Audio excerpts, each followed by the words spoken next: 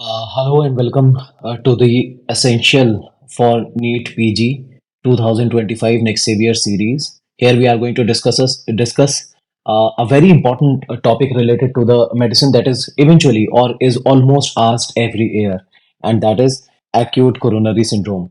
Now you already know that they usually ask this question, acute coronary syndrome, for basically one reason, and that is asking about the management.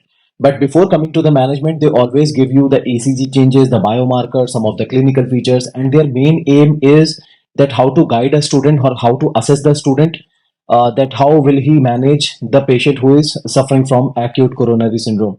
You already know that acute coronary syndrome basically is nothing but is the umbrella term that includes three major conditions, which is unstable angina, then it includes the non-ST segment elevation myocardial infarction, and it includes ST segment elevation myocardial infarction. So this is something which you already know. So basically what the examiner wants is for you to differentiate in between these three as far as diagnosis is concerned, and ultimately asking about the management for this particular condition. All right, so in order to identify that whether the patient is suffering from ST segment elevation, non-ST segment elevation, or unstable angina, so these are the changes which are provided to you in the question. Now, if I give you some of the examples, like this is an example where they are asking about the immediate management by giving you a question, and this is one of the many asked questions based on this particular favorite topic of the examiner. Like 50-year-old male presents to the emergency department with the complaint of severe crushing chest pain radiating to his left arm and the jaw for the last 90 minutes. He describes pain as constant and rates it 9 to 10 in intensity. He also reports associated nausea, sweating, feeling of impending doom. His past medical history is significant for hypertension and type 2 diabetes mellitus, for which he is on amlodipine and metformin. On examination, the vitals were found to be stable. And now the catch point. The catch point is that they are asking about that these are the ECG changes which are shown over here, and these are the laboratory markers which are being revealed over here. So this is how the question is asked every time you see this in your NEET PG examinations.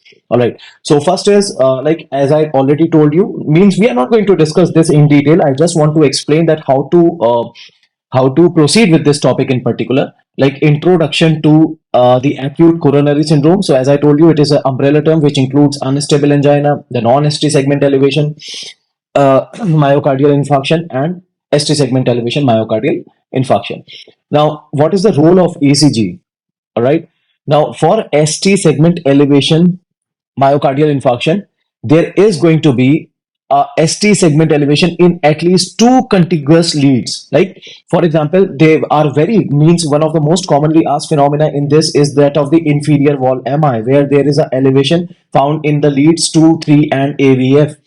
And for V1 to V4, it is an anterior wall. As far as this one AVL V5 to V6 is concerned, it is for lateral wall MI. So these are just the examples. You already know about this, but this is how the examiner starts with the question. Like if you go back to the question again, so you will find that ECG shows in the following findings. So these are the ECG findings which are being presented over here in this question.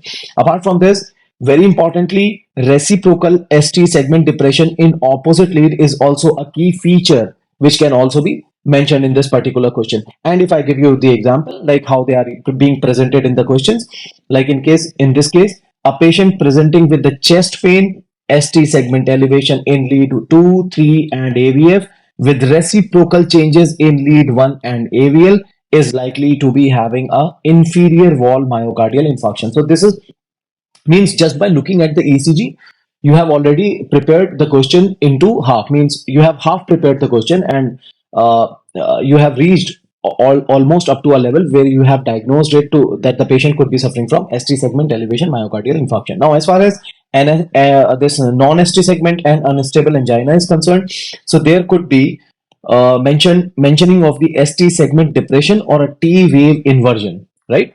And these changes are non-specific, right? But they do include ischemia. So it is obviously of not very much use. But yes, as far as example is concerned, that how it is going to be presented in the question, that the patient with exertional chest pain showing T wave inversion in V2 to V4 is suggestive of either NSTMI or unstable angina. So this is how you can differentiate in between the two based on the ECG finding. And then finally comes the role of the biomarkers. Now you already know that biomarkers, they play a pivotal role in confirming the diagnosis of acute coronary syndromes. Particularly, they are used for differentiating the NSTMI from unstable angina, right?